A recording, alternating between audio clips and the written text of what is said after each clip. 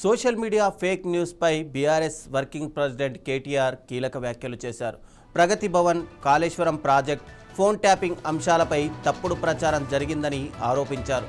Social media వల్ల తాము బాధితులమేనని, నిజాల కంటే అబద్ధాలే వేగంగా వ్యాపిస్తున్నాయని కేటీఆర్ అన్నారు.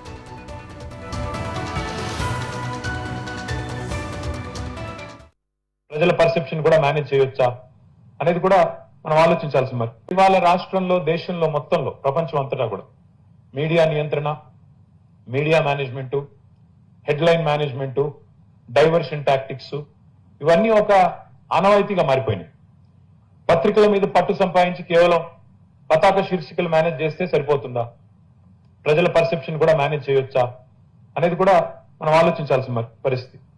న్యూస్ ఛానళ్ల మీద గుత్తాధిపత్యం సంపాదించి కేవలం న్యూస్ ఏది రావాలి, మన వ్యూస్ ఎలా ప్రజల నెత్తి మీద న్యూస్ రూపంలో రుద్దాలి, ఇది ఒకవైపు జరుగుతా ఉంది. ఇవాళ వాస్తవానికి మీడియాలో పలు రకాలుగా ఉన్నా ప్రజలు ఏది ఫాలో అవుతున్నారు, ప్రజలు ఏది చూస్తున్నారు, ప్రజలు ఏది కోరుకుంటున్నారు, అల్టిమేట్ గా అదే నిర్ణయిస్తుంది సర్వైవల్. కాబట్టి మేమందరం కింద మీద పడతా ఉంటాం. ప్రభుత్వంలో ఉన్నప్పుడు కానీ, ప్రతిపక్షంలో ఉన్నప్పుడు కానీ కింద మీద పడిపోతా ఉంటాం. ఎందుకు మాకు అర్థం కాదు. అసలు ఇందాక వీరభద్రం గారు అడిగితే కూడా అదే చెప్పాను సార్. అధికారం అనేది ఒక బ్రహ్మ పదార్థం. అధికారంలో ఉన్నప్పుడు, బయట ఉన్నప్పుడేమో బ్రహ్మ పదార్థం సార్ అది.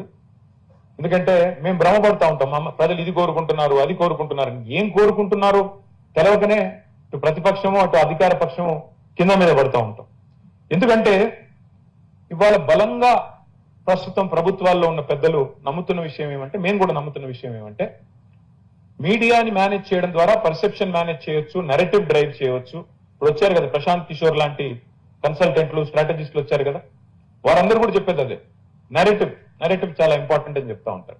నెరేటివ్ ఎలా డ్రైవ్ చేయాలి అంటే, అటు సోషల్ మీడియాలో, అటు మీడియాలో, ఇంకా ఇతరత్ర అన్ని చోట్ల కూడా నెరేటివ్ డ్రైవ్ చేయాలి అనే మాట పదే పదే చెప్తా ఉంటారు. కానీ ఎన్నింటికి భిన్నంగా గత వారం ఢిల్లీ రాజధాని వీధుల్లో ఏం జరిగిందో మనందరం కూడా చూసాం.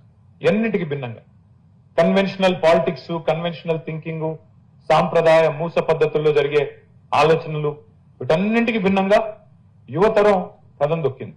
ఇవాళ రాష్ట్రంలో, దేశంలో మొత్తంలో, ప్రపంచం అంతటా కూడా మీడియా నియంత్రణ, మీడియా మేనేజ్మెంట్